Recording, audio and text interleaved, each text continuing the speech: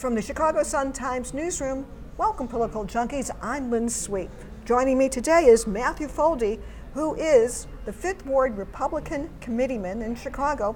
He is also the youngest elected official in Chicago. And let's talk a little bit about the youth vote today. You've been involved in politics for years. Matthew was elected when he was 19. He's a senior at the University of Chicago. You're a major in political science. You have, what was your internship this summer? I was at the Republican Governors Association. Right, so he's had jobs, he's elected, he's experienced.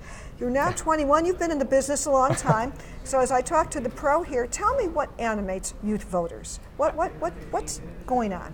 I think one of the things that we care about more than anything is authenticity. It's very easy to sort of see through cookie cutter campaign ads. So anytime you mention J.B. Pritzker, everyone rolls their eyes, whether they're Republicans where like this guy is just transparently corrupt, or Democrats who see really nothing exciting about him. So for us, it's very important that you sort of speak to us also that we're serious people. I mean, our votes matter just as much as anyone else's votes, and we've seen across the country how important the voices of young people are. But so take us seriously and don't sort of speak down to us as if we don't understand issues. But really, it is authenticity. It's so important. You can't sort of purchase that with a TV ad. We have to sort of get that you are what you say you are. And we're able to see through that. Like we spend tons of time online. We see fake people all the time. So if you don't really treat us as if our votes matter, as if we were 20, 30 years older, we'll understand that. And